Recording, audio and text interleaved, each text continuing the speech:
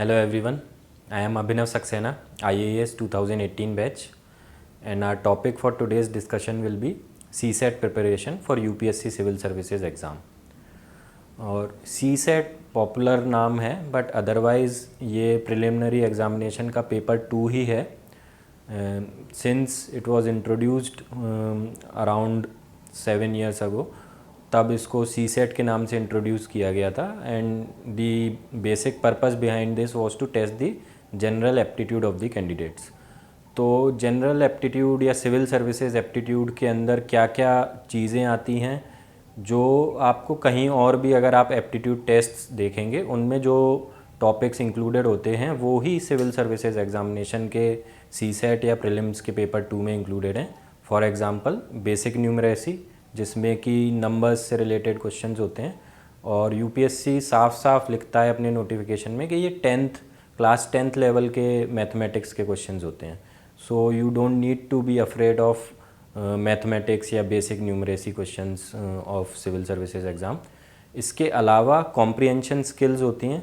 तो comprehension skills में paragraphs होते हैं इंग्लिश के, जिसमें आपको उस पैराग्राफ के बेसिस पे क्वेश्चन सॉल्व करने होते हैं और जो आंसर्स होते हैं वो भी आपको उन्हीं पैराग्राफ्स में से ही डिराइव करने होते हैं.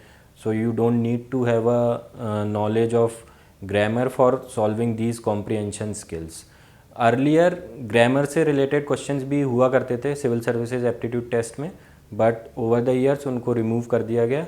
तो ये जो पेपर 2 होता है प्रीलिम्स का, सिविल सर्विसेज एप्टीट्यूड टेस्ट जिसको हम बोलते हैं, उसमें पहले 100 क्वेश्चंस होते थे. Now UPSC asks only 80 questions.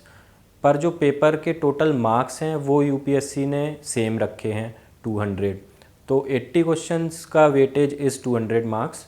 But the good news is कि आपको इसमें केवल 33% मार्क्स स्कोर करने होते हैं टू क्वालिफाई दिस पेपर. और इस पेपर के जो मार्क्स हैं आप वो चाहे कितने भी ज़्यादा ले आएँ, वो आपके प्रीलिम्स के कट ऑफ में ऐड नहीं होते हैं.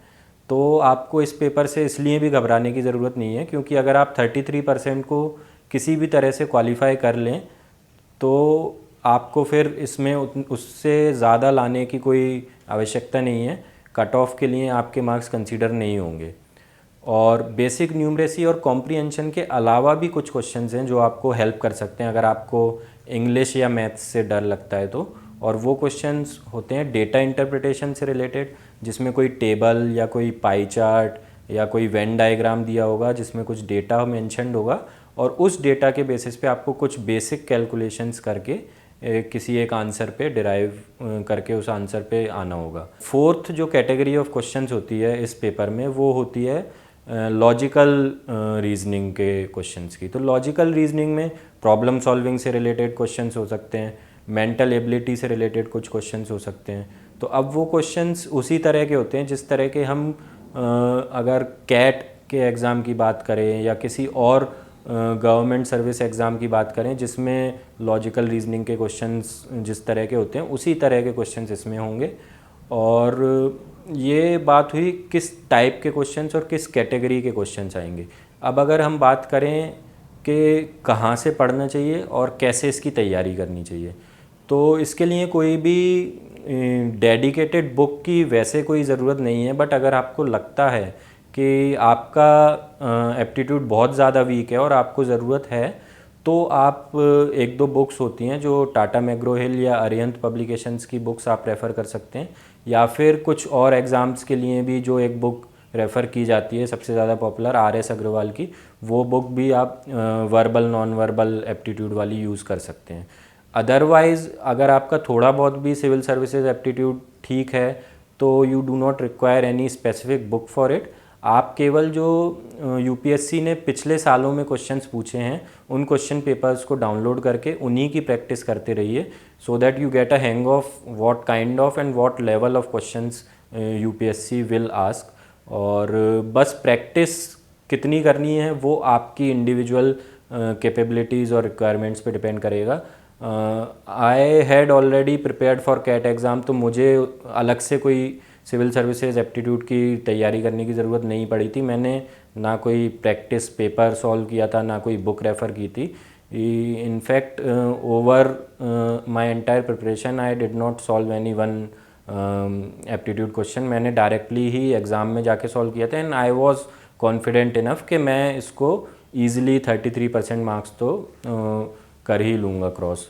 बट अगर आपको लगता है कि आपका वीक है तो you do need to practice, और वो प्रैक्टिस आप या तो दिन में हाफ एन आवर कर सकते हैं, जब प्री अप्रोच कर रहा हो लास्ट मंथ में हाफ एन आवर की प्रैक्टिस या 1 आवर की प्रैक्टिस, जो प्रीवियस ईयर के क्वेश्चन पेपर हैं उनको सॉल्व करके आप टाइम दे सकते हैं, या फिर आप पूरा 2 घंटे का टाइम्ड टेस्ट लगा के पिछले 5 साल के एवरी ऑल्टरनेट डेज एटलीस्ट 1 वीक पहले इनको कंप्लीट कर लीजिए। तो ये आपका अप्रोच होगा प्रिपरेशन के लिए। अब एग्ज़ाम की भी कई बार कुछ लोग पूछते हैं कि कौन से क्वेश्चंस अटेम्प्ट करने चाहिए, कौन से नहीं करने चाहिए, क्योंकि इसमें एक क्वेश्चन का weightage is not 2 marks, it is more than 2 marks because 80 questions are carrying the weightage of 200 marks.